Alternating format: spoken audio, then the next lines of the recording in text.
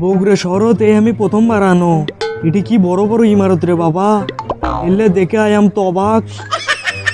High সর্বনাশ, এত বড় ইমারত এটি। 1 2 3 4 এই চাষাবেন অজপাড়াঘাট থেকে আসছে রে। এটি এসে বিল্ডিং কয়তলা আছে সেলে গণিচ্ছে। দেখি তো চাষার থেকে কিছু খসান যায় নাকি। 5 6 7 8। আরে চাষা, আপনি আমার অনুমতি ছাড়া বিল্ডিং গণিচ্ছেন মানে? ওই বিল্ডিং আমার। এটি যদি কেউ বিল্ডিং এর তালা গনে তাহলে 1 তালা গনলে তাকে 100 টাকা দেওয়া লাগে। যেহেতু আপনি 8 তালা গনছেন তাহলে আপনার থেকে 800 টাকা লেমো। কিন্তু আপনি যেহেতু গ্রামের, আপনাকে দেখে শিক্ষিত মনে হচ্ছে, আপনি 800 টাকার বদলে আমাকে 500 টাকা দিয়েন, তাহলে হবে। বাবা, তুমি তো মেলা ভালো মনের মানুষ, তুমি আমাকে 300 টাকার ছাড় দিলা। লাও লাও, তোমার টাকাটা লাও। গ্রামও শুনছি বাবা, শহরের মানুষেরা নাকি সেই খারাপ, কিন্তু শহরের মানুষেরা তো সেই ভালো। বিশেষ করে তুমি আরো ভালো। বাবা, আমি এসে গেছি, কেঙ্কা আছো তুমি? চাচা আছেন? এত দেরি হলো গুমা। আমি চাচির কাছে মোবাইল করিস না, চাচি করলো মেলাক্ষণ আগে বের হয়ে গেছে বুড়ে। আপনার এত দেরি হলো কে ব্যাপার? একটা ভালো মানুষের সাথে আমার দেখা হয়েছিল, তার সাথে কথা করতে করতে আনা দেরি হয়ে গেল।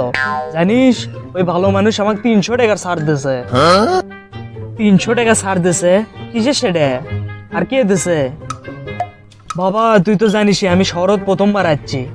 আমি একটা বিল্ডিং গন বেললেন, কত বড় বিল্ডিং ওটা জানিস? 8 তলা। আমি 8 তলা পর্যন্ত গণ্য।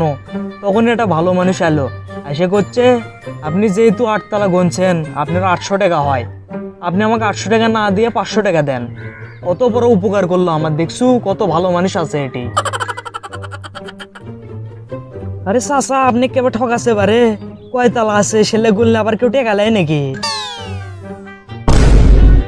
চাচা, আপনি উঠিয়ে না চলেন তো, কে ঠকাছে আপনাকে যায় না দেখি। এ বাবা, উদে দেখ, তোর পিছনে দাঁড়া আছে। হ হ, উই ধরক ধর। ও, ই আপনি ঠকাছে। চাচা, আপনি এটি দাঁড়ান, আমি আপনার টেকালি এসেছি এখনই।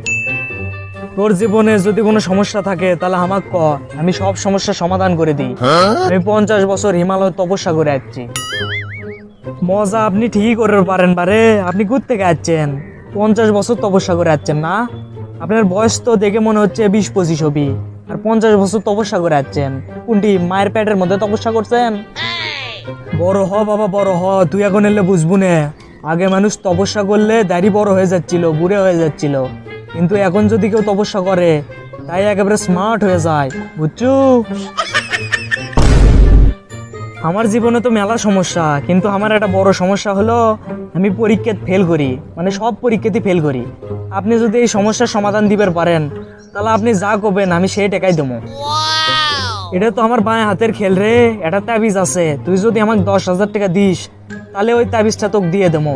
ওই তাবিজ পড়ার পর তুই যদি প্রশ্নও লিখে দিয়ে আসিস, সৃজনশীলও লিখে দিয়ে আসিস, তাও তুই 100-র মধ্যে 100ই পাবো পরীক্ষায়। থাক, আপনি আর কোনো কথা কইেন না, আপনি ওই তাবিজটা আমাকে দেন। দরকার হলে আমি আপনাকে 20,000 টাকা দিচ্ছি। আরে আমার এই ঘড়িটা খুলে দিচ্ছি, আপনি এটা নেন। আর আমার কাছে 500 টাকা আছে, ওটাও নেন। তাও আমাকে ওই তাবিজটা দেন তাড়াতাড়ি। আই দিলে তোর তাবিজ, এটা হাতত পিন দিয়ে পরীক্ষা দিবে যাবো, তাহলে তুই 100-র মধ্যে 100ই পাবো।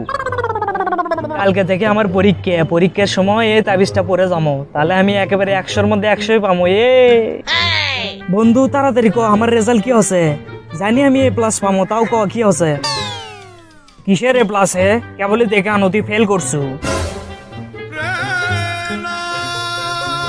বাইরে কোমা একটা মানুষ এসেছিল, তোকে এটা দিবের করলো, ধর।